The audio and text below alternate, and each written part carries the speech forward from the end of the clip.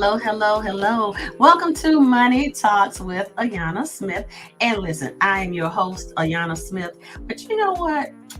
We have someone that's very, I think that just blow your socks off. I mean, this person has a tea company and our profession is a social worker. But you know what? The biggest thing I like about what this guest probably have to say is talking about real estate investment. So if you are interested in becoming any of those things that I mentioned, and of course a plethora of other things that you will hear, because I just gave you the tip of the iceberg, just stay tuned and we will be right back to bring on our guest for the evening.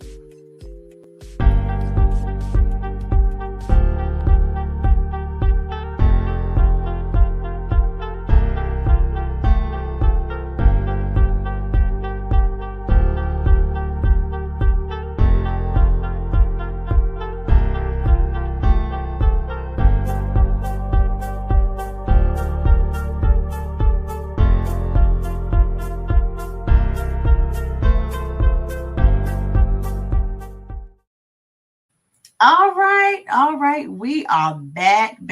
Listen, make sure you grab your notebooks, grab your pens, grab your crayons if you need to. But please make sure that you tune in, get a friend, because we want you to hear about this dynamic guest we have on Money Talks with Ayanna Smith. And of course, first of all, I'm Ayanna Smith, your host, but I am a financial professional, life insurance broker. And of course, I help you to make and save money and all that. And I really love to talk to those professional ladies who need to get their things together and just put a bow on top, because I know, listen, we all just need to fine tune some things, gather up all of our money and figure out how to make more money. So without further ado, I can handle that. And of course, you see askayanna.com. You can connect with me through there, and all of my social media will be found there: Facebook, Twitter, X, all that, whatever they call it now, and YouTube. So make sure that you subscribe to my YouTube channel, because we want to collect all of our great information over there on the dashboard, and you can see all of the videos at your fingertips. So with that being said, we are going to jump right in and bring our guest out of the virtual green room, because she just has a lot to say. And we're just going to have a conversation, because that's what girlfriends do. Okay. So without further ado, we're going to bring Miss Natalie Bryan to the stage. Hey, how are you today? I am so great. So glad that you are here all the way from the other side of the world. No, not really. Yes, little Augusta, Georgia. Yes, ma'am. Yes, Augusta, Georgia, down south. Yes, the affinity of the down south. I'm a southern girl by nature. North Carolina and Virginia. Yeah, those are the two places that I've been swirling around for a few years. But Yes. how is it down in Georgia? It's beautiful. Actually, the weather is really nice outside, but in general, I love it. I'm actually born and raised in Brooklyn, New York. So how did I end up in Augusta, Georgia? The military. My brother-in-law is a retired master sergeant here, and I came down to support him and my sister when they first moved down with their littles. And it's just been an uphill journey since I left. I love the littles. I refer to the children as the littles as well. How are the littles doing? I love it. So this is where you are. I love it. But you know what? Thankfully, the World Wide Web has us worldwide webbing, and we Yes. can really connect all over, because you are an all over the world Kind of person. girl. Yes, Yes. I love it. So you said no grass shall grow under your feet. None whatsoever. I love it. Well, let's give a little backdrop. You talked about that, you came from New York area. So I know we have some Northerners that watch Yeah. our show faithfully. So yes, shout out to the North because I have family that's in the North that migrated from the South to the North. And some of them have migrated back to the South because, they just couldn't stay away, I guess. But Mhm. nevertheless, here we are. So yes, so tell us a little background with let's just kind of jump in with what you want to share the best from your background. Well, listen, I have been in health and human services and helping people over, my bio says 15, but honey, it is over 25 years. It's over 25 years. I've always worked with people. My parents are Jamaican. And so my mom was a single mom, but how she grew up in Jamaica, very, very poor. And from when I was little, I remembered she made us go back to Jamaica every year and we just gave to the people. We would bring clothing, we would bring food, we'll bring anything we can bring from New York and just gave it to the poor community. So that really started my passion for helping people in our community. And so every year that we went, the more I got into it, the more I got into interest of social services. And then I worked for New York State for about 11 years and then transitioned to Georgia, worked with our local hospitals, including the VA, and just did contract and mental health therapeutic work after that. So I am a licensed clinical social worker. So I do provide individual, couple, group counseling. And so that is the service that I provide to my community currently.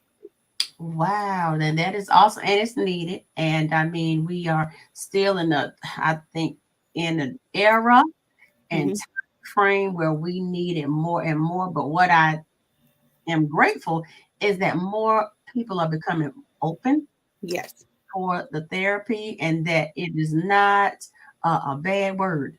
It No. is something that can help uncover and help us to see what's been Absolutely. underneath and all along.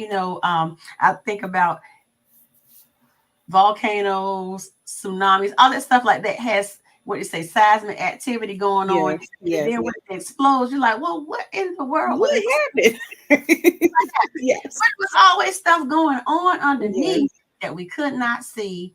And this Absolutely. helps us to bring that out. So I am so glad that you do that work and that your mom made that connection and then that just bubbled up in your heart. So basically that's who you are because Yes. you gravitated to that. Yes. I And I who love I people.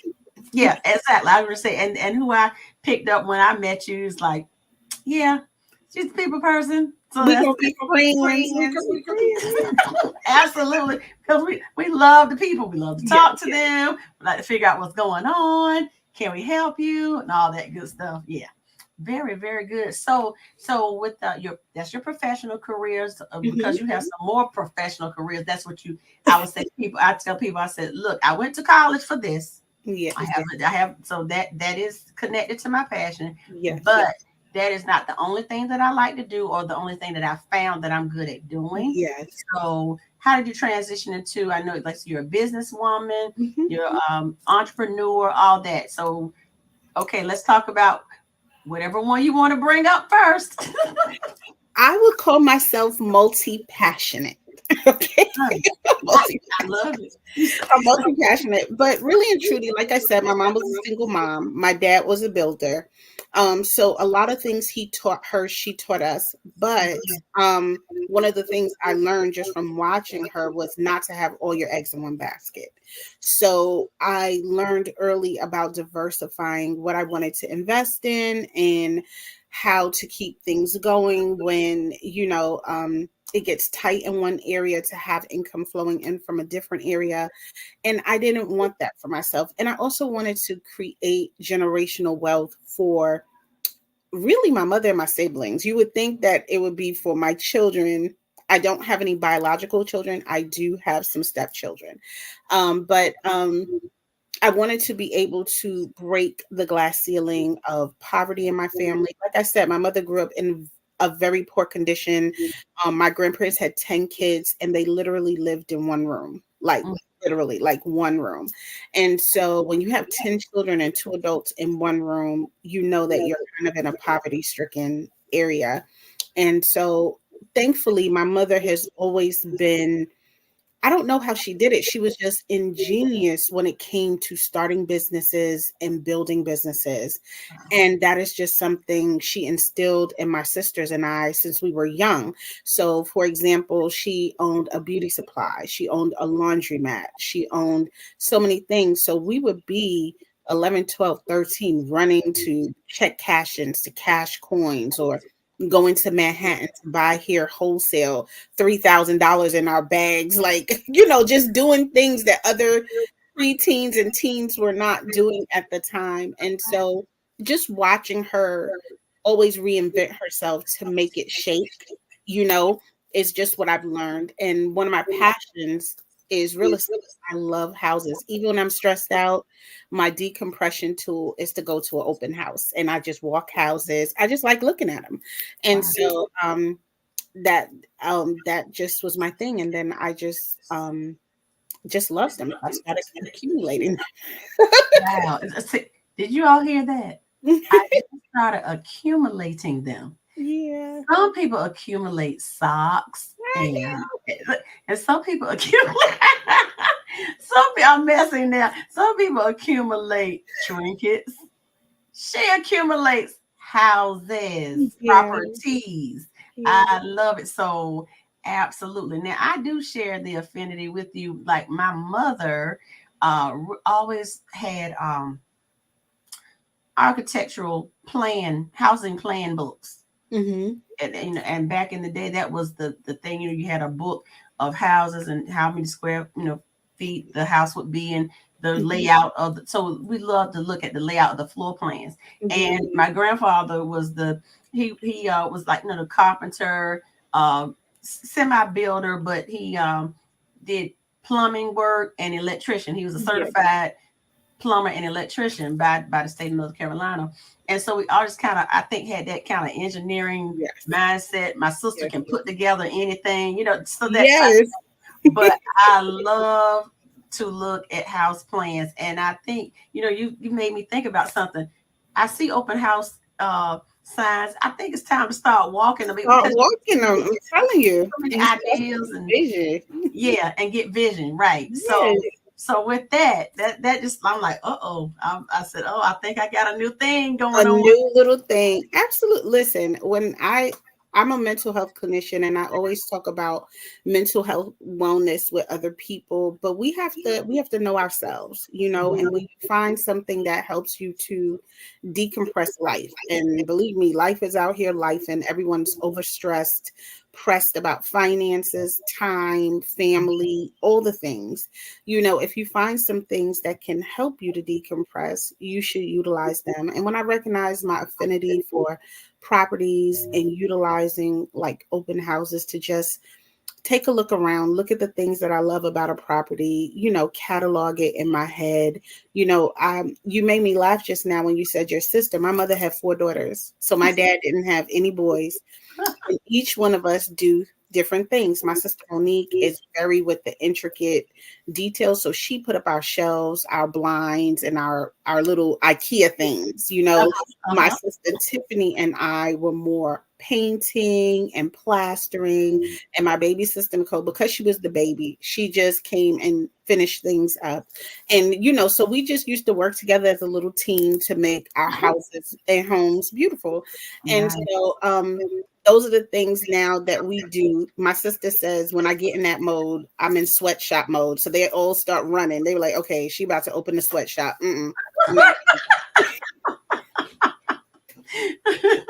Taskmaster. Facts. It's all facts. I'm sorry. But we get beautiful work done when we put our minds to it. We do. That is funny. Hilarious. You said, let's scurry. Let's get missing. Yes. Because Natalie the builder, we can build it, is on the loose. It's on the loose. It's on the loose. And but one thing I do love about all the experiences that I have had, they have really blessed me to be able to recognize value where other people may miss value. So when I walk into a space, sometimes I look at things a lot differently than other people look at things. Where I can see potential, Mhm. people will only see problems. So Mhm. I'm able to navigate deals because of that. And so that has been a real benefit to me, and I'm thankful for that. Yeah, and it's interesting that, like, wow, when you start talking, you hear yourself, because the first home that I bought was a home that was, I think, bank owned, Hmm. and the house was pink. The carpet was old shag, Hmm. 70s carpet that had been, of course, after a while, shag carpet mats down and Yes, yes. looks very funny. And then, just just the place was old because it had been closed up, just had Hmm. been. And when I went with the realtor, I said, okay, I think this can work. And he was like, are you for real? I said, Yeah. yeah. Asked them to paint the house, Hmm. change the carpet, and see what else we can get the new flooring on the kitchen Yes. floor. And yeah, like, This will work. this will work. I mean, it was like, he's like, oh my goodness. I said, yeah. I mean, Yeah. that little bit, you can't say ill, because, like you said, there's some hidden gems. So It's hidden gems. yeah. And and it saved me from, and just knowing some things also saved me. Like I can walk into a space sometimes, and I don't know if this is an asthmatic thing or just a Natalie thing, but I can almost pinpoint mold. So I'm Yes. always like, I'm always looking at things. People don't pay attention. They look at the beauty. They're not looking at foundation. They're not looking at roofs. They're not looking at eaves. They're not looking at gutters and all those things. Those are the things I'm looking at, the windows. And people are like, okay, well, what do you think? I'm not talking, but I'm just checking it off in my mind as I'm walking and paying attention to those things that a lot of people sometimes miss. And so a lot of that is taken into account when I do start to talk about things and negotiate deals and stuff like that. So absolutely. Mm-hmm. And it does mean a lot. Exactly. It's a home on a crawl space. Is it on a slab? Has, termites, this and that. I mean, has all Yeah. that stuff been done? I know that's inspection stuff, but how It's has that true been though. over time? Am I almost falling through the floor? Can we fix it? Important. How is the bathroom? Is the floor rotting out because the toilet was leaking, and now it's that underneath stuff? Yeah. So yeah, that you have to pull the floor back and cut out and round, fix that. Yeah. Hmm. So those are the things. Yeah, you're right. Those are the things that, going in, if you're going to see the beauty or negotiate and stuff like that, then you have some negotiations to do when you can pick up the stuff that sometimes people try to cover Yeah. over.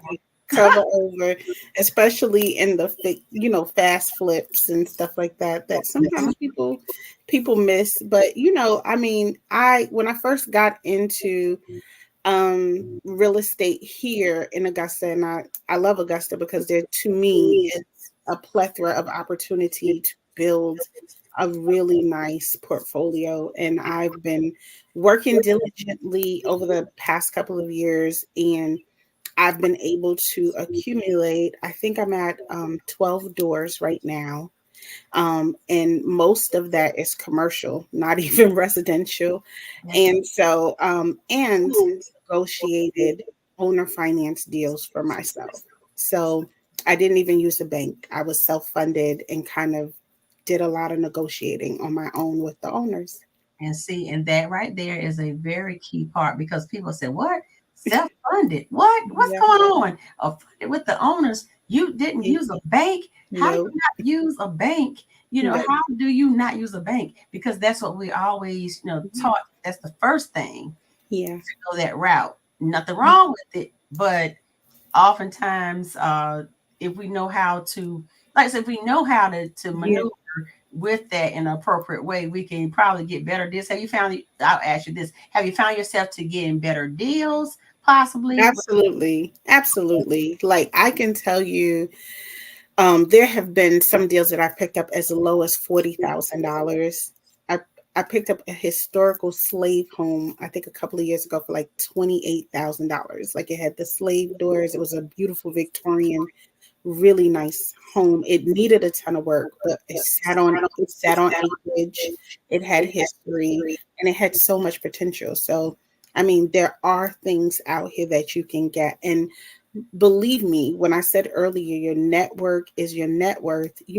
Having really and building really good relationships that you protect with people Mhm. definitely opens you up to a lot more opportunity. You'll find deals coming to you sometimes where you're not even really looking for them. When I first came to Augusta, it was behind a divorce, and I didn't know what I wanted to do here really, and I was still trying to figure out what life was going to look like for me.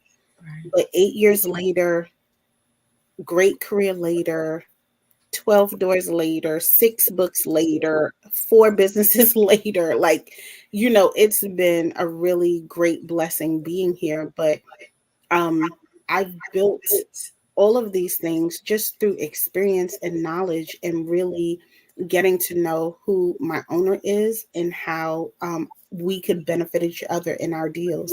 And Okay. so much so that one person that I work with, sometimes he's just like, Natalie, you know what to do, write the contract. I'll look at it and check it out. And I mean, I've not only had him, I not only purchase from him, but I've had others purchase for him that, he'll be like, just send it to me.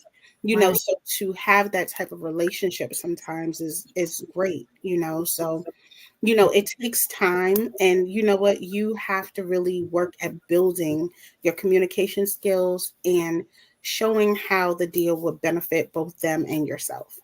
Mm-hmm. Right, right, right. Relationship. Mhm. I've heard say, when you're talking about a relationship, it's like the ship means we should both be going somewhere, Yes. not it's just lopsided, Yes. So that's clear. If you have amassed this much, and you said most of it being commercial, do you find that that is to like better for you, the commercial, Yes, or I found it better for me. I've helped others with residential, absolutely, but you don't have as much turnover or movement in more Mhm. commercial space. It's a little bit more solid, but I mean, I like accumulating either way, but Mhm. I found that the commercials have been great, and for me, it's been awesome to be able to offer other small businesses that are diverse, BIPOC, or small women businesses that may not have the finances for a big commercial space, but they Mhm. can work in a shared space I may have created, or one of the smaller units that I may have. And shared spaces or co-working spaces are Mhm. very popular Yeah. and efficient. I mean, because you don't have to take on the whole overhead of the entire building and things of that nature. So that does, and then as the owner, it helps you to split up and Hmm. give people, like you said, the opportunity to get into something where they can have that business address and all that and start working their businesses. But as the owner, you are doubling, like even on the profit side, this Hmm. that profit margin is better because you can help, like I said, to take care of stuff or whatever you need to do Yeah. because people are paying you to to rent or what have you. That's awesome. Absolutely.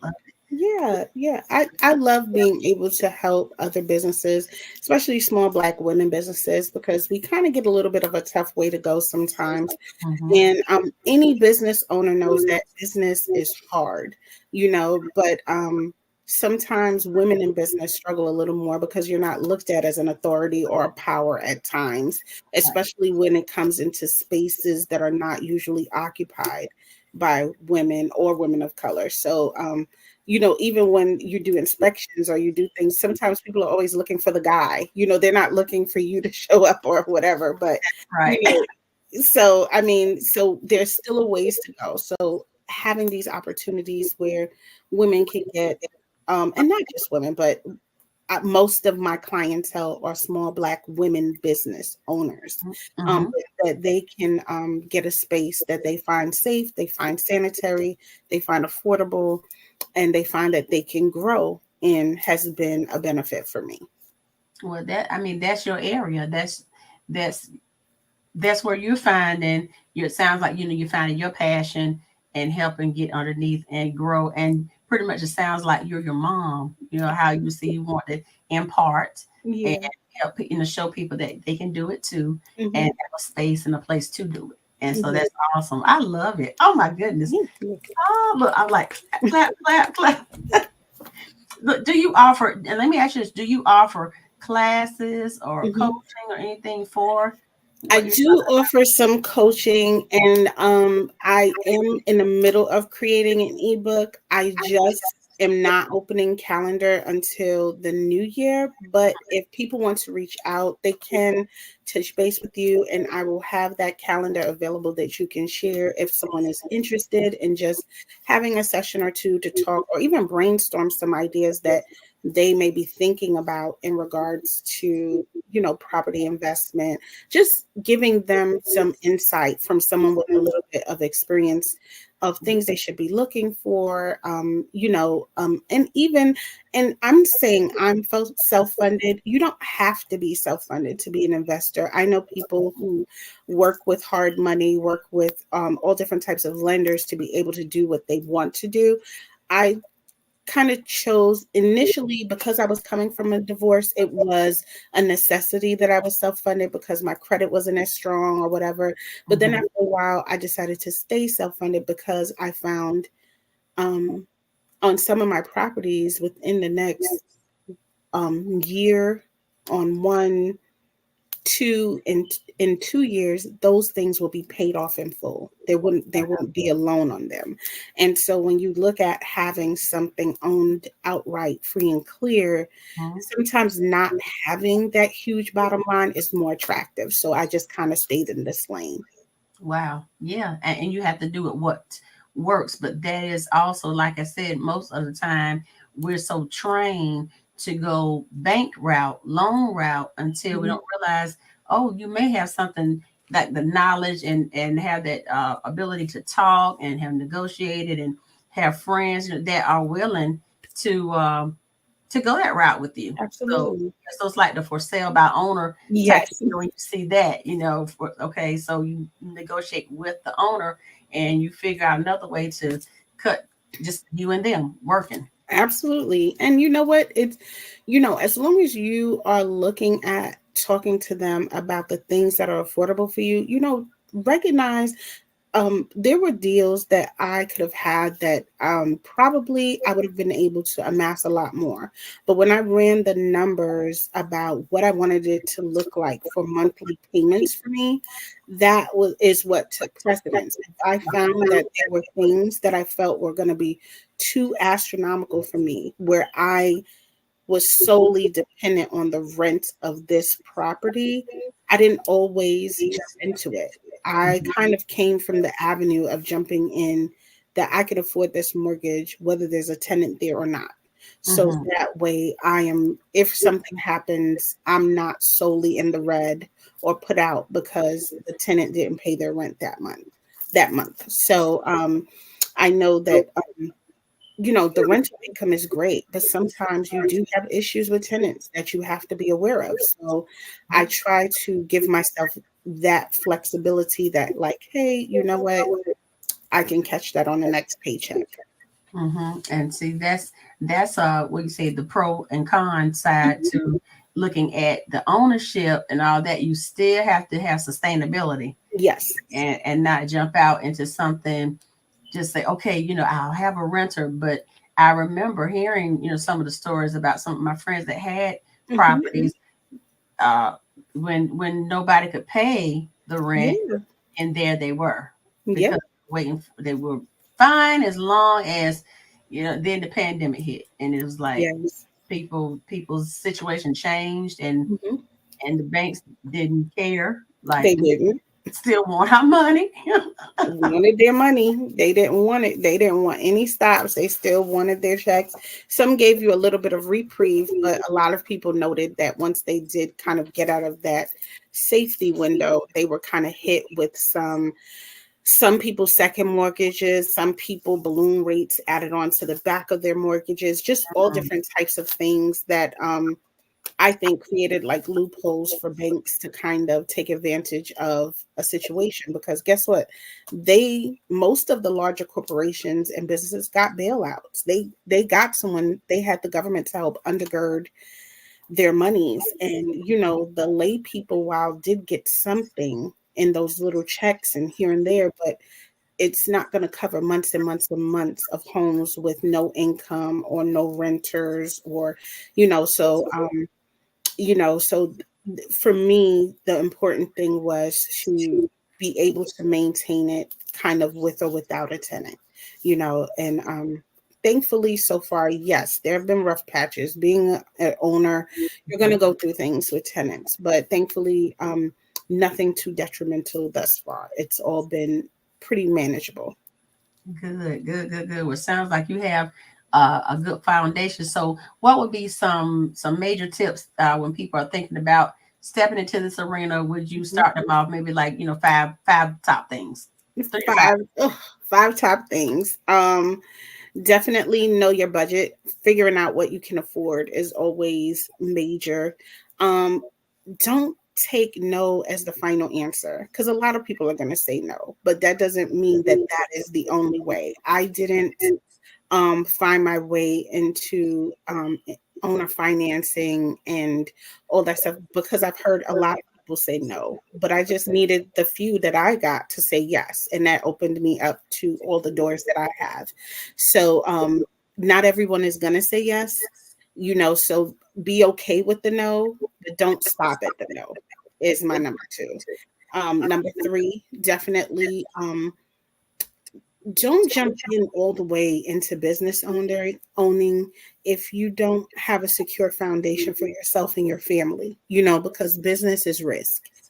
I always say no risk, no reward, but you have to recognize that you still have to live. And if you have to live, starting off with having your job continue to do what it does, and this be a little side thing until you grow it into something that you can live off of, then you do that. There's no shame in that. I still work a full-time job and stuff. So, I mean, I don't expect anyone to be like, oh, I just jumped out there. You need to know what you need for your family and making sure you make the decisions that are best for your family and not what society puts out. And that comes into number 4. Social media is fake. you know, People only give you all of the pros. They don't really give you the reality of what really happens and all the different nuances. Sometimes you get some back insight glances and some backdoor visual, but the processes, the length of time, all those things, people are always going to want to put their best foot forward. Right. And so while things are great in that picture is a nanosecond in their entire life of time. So making sure that when you do things or when you invest in things or when you jump into things, that they're based on factual information, not just an image that was put before you. And 5, believe in yourself, believe in yourself to do it. I heard this girl on the internet about being delusional, and I was like, being delusional. But I think you have to have confidence in yourself enough to say, I think I could do it. And, and believe in that. I'm not going to lie. Initially, when I started out, I think my delusional counterpart was my mom. Don't laugh at me, Ayanna. She was. Because, like, if I call my mom and I said, I saw this building, I really like it. And I don't think I got all the money yet, but I got something. What do you think? And she'll always tell me, like, listen, try it. See if it works. She said, go ahead. I think you could do it. And I think after the third time of her saying it, I just started doing it. Like, okay, I don't even need her to tell me no more. But she helped give me, like, I'm like, well, my mother said I could do it. I could do it. And I'm going, and sometimes you need that cheerleader behind you. I got my best friend, Yana, she gonna have me. So sometimes if it's not my mother or my sisters, I call my best friend and I like, best friend, guess what? This is what I'm thinking about. And thank God she's a genius in finance. Right. She helps me run the numbers. She'll be like, okay, well, best friend, let's talk about the reality of these numbers, but what I love about her, she never kind of dims my shine. She's just kind of like, all right, if you think you're going to do it, all right, I'm rocking. What we doing? Like, okay, and sometimes I take the risk. And sometimes I'll be like, all right, maybe I need to wait on it. But Mm-hmm. what I will do is, I believe in myself enough to try. Because I Mm-hmm. said, what can be the outcome? It's either yes or no. That's right. That's right. And if you don't try, the answer will be no. Yeah. 100% of the time. And That, then you stuck with your shoulda, coulda, woulda. It's like maybe I could have, right. Right. whatever.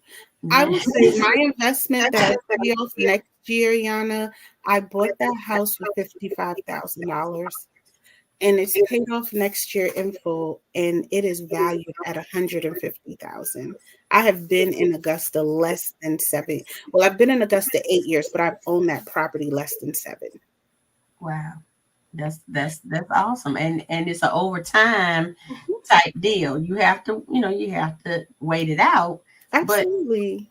it's inevitable that houses are going to increase in value. Yeah, the appreciation. I mean, I've been Yes, here sir. in Augusta, and I'm not gonna lie.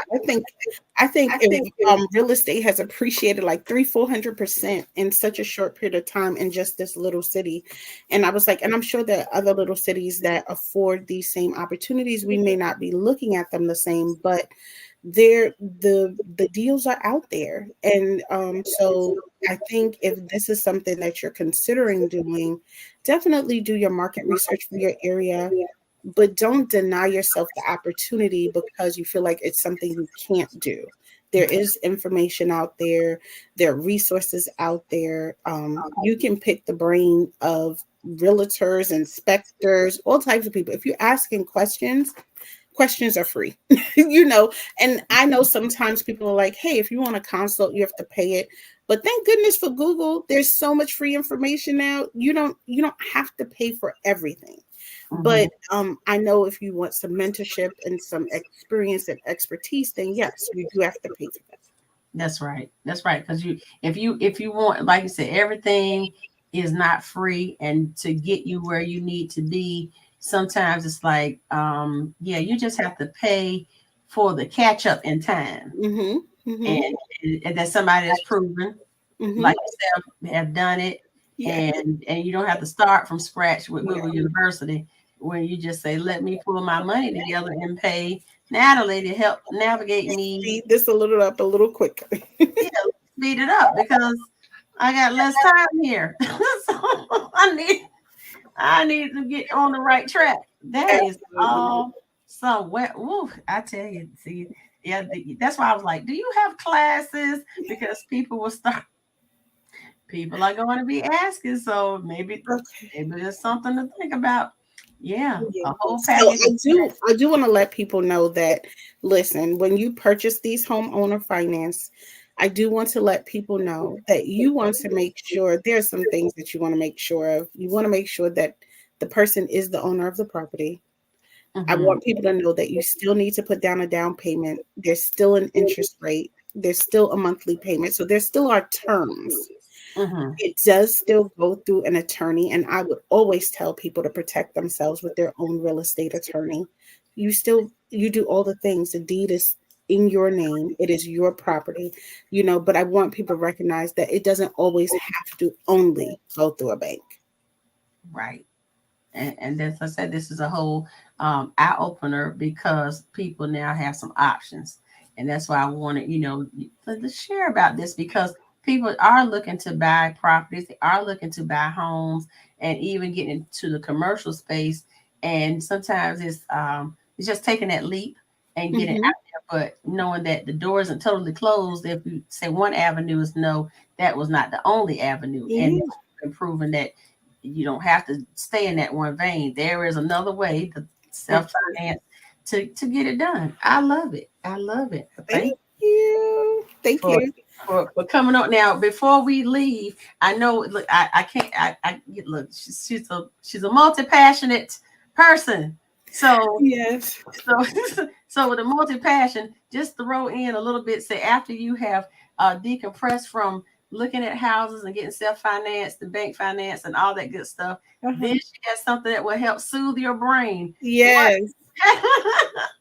I do. I have a loose leaf tea company. It's kind of like Tivana. So you buy loose leaf tea by the ounce or the pound.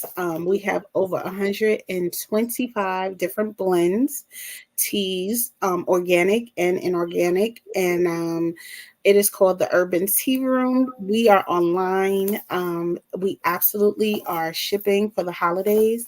We also have creamed honeys. We have different types of mugs and cups and kettles and just all things tea. Yeah, I just want to slide that in. I was like, ooh, because we can't, we have to, yeah, put it I all. know it's the multi-passionate. I told my mother, I said, listen, 2025, I'm just going to be pouring tea. I'm going to go over here and sit down for a little while and just pour tea and be in my own little world. But I'm thankful for the opportunity today to talk a little bit about some of the things that I do and I love to do. So I appreciate the time.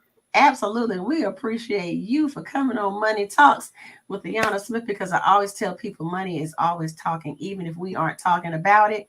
And just sometimes we need to talk about it in a different way and to let everybody know that, hey, your money can talk for Yeah. you and Yeah. you can get what you need, and there's a way to do it. So I appreciate that. So just hold on, and we'll close out and be right back. Okay.